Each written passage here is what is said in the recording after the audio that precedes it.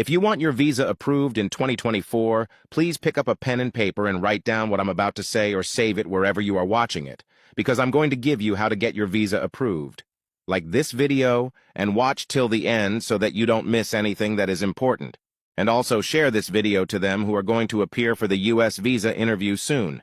If you are new to this page, I'll encourage to follow me. Okay, first, let's start with the B1, B2 visitor visa. A lot of people have been sending me messages that their visa was denied.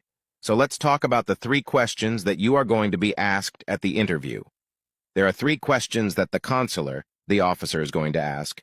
Number 1, the first question is always, almost always, what is the purpose of your visit? The purpose of your visit? Please, for the love of God, don't just say, I'm visiting. I'm visiting my sister. I'm visiting my friend. I'm going for a wedding. Don't say that. Give a definitive, solid purpose. If you're going for a wedding, you say, well, I was invited to this wedding because I'm the maid of honor. I was invited to this wedding because my dad and that person's dad used to best friends, and I'm representing my father because, my father is too elderly to travel. I'm going to graduation because this is the first person in my family to graduate. I have to be there with him on his special day. You have to link it to a reason. If you own a business, what you say is, let's say, for example, you own a restaurant. You say, I've looked at a couple of restaurants in the United States. I'm going to be going to that restaurant and shadowing that person to see how they run their business and bring that idea back home. Give it a reason that makes the officer believe that there's nothing that is going to keep you in United States. Number 2, how much money are you bringing with you on this trip? That question is kind of tricky because that's when you show what is called financial ties to your country. Remember, I talked about ties to your countries, how you get a visa approved. Financial ties to your country doesn't just talk about the person sponsoring you for that visa.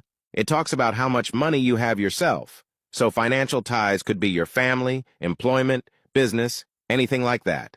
To show the officer that, hey, I have a lot of money. Bear in mind that the visitor's visa is considered a luxurious trip, right? So if you don't have money, the officer is not going to believe you. So you want to show that you have money, you're capable of funding this trip. Number 3, and one of the most important question, how long do you plan to stay? Now you link in all the other ties, family ties, employment ties. I can only stay 1 month. I have to be back at work on a certain date. Be certain of that date. I take care of my elderly parents. I've never been away from them for more than 1 month. I will be back on this date. I have a little kid graduating from school. I must be back for that graduation. However, daughter getting married, whatever, shows that there's nothing that's going to keep you past a certain date. That's what you say to show them how long you're going to stay. You can't just be vague about it, because if you're vague about it, your visa may not be approved. But if you're sure and you're confident and you prove that you're going to return, then your visa is going to be approved. Was it useful? Do you want more videos like this one? Type yes or no in the comments. And don't forget to follow for me.